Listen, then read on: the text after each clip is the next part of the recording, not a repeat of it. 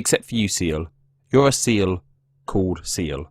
Now, bear in mind, I don't want my video to be taken down with any kind of copyright issues, so if my crudely drawn interpretation of your favourite Pokemon makes you unable to sleep at night, I apologise. But without further ado, and in no particular order, there are 5 Pokemon names explained. Number 1.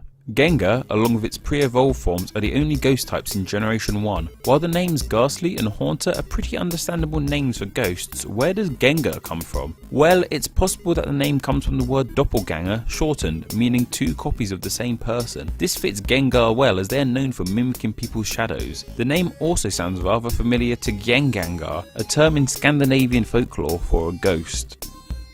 Number 2. Pikachu, the face of Pokemon itself. But how did an electric mouse get a name that has no relation to mice or electricity? Well, the name does directly relate to those things, just not in the English language. I'm sure you're aware that Pokemon is a Japanese franchise, and while a lot of Pokemon get name changes between English and Japanese, a lot also keep their names, Pikachu being one of them. The name is a combination of 2 Japanese words, Pika Pika, the Japanese onomatopoeic word for sparkle, and Choo Choo, the sound of squeaking, which would also explain why the cute mouse in Spirited Away makes those choo-choo sounds too. Number 3. From Pikachu to Pikablue, Marill was one of the first Generation 2 Pokemon, and much like Pikachu, its name is pretty much the same in English and Japanese, yet its name isn't as clear or easy to figure out as Pikachu's. It possibly comes from the Japanese word mari, which means round/circular/ball, which makes sense as the Pokemon is a mix of a mouse and a beach ball, and the word rill, which is a small river or brook. Personally, I feel the name could have connections to other nautical words like marine or maritime. Number 4.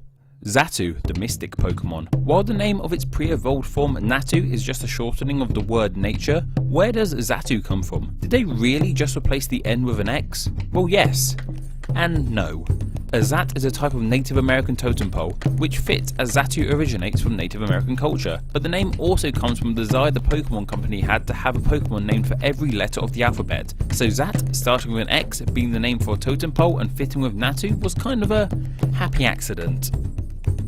Number 5. Porygon.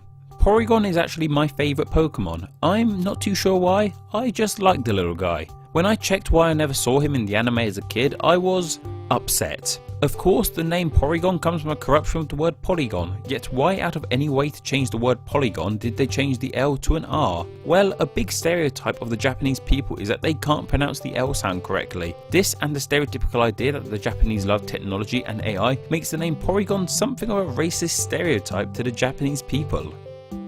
I'd like to say a huge thanks to Bulbapedia, as their site really helped with finding all this information. Also, remember there are many more Pokemon than the measly 5 I talked about in this video. I'm hoping to make 5 blank names explained a regular series here on the channel, so list some other Pokemon names you would like to see explained down below.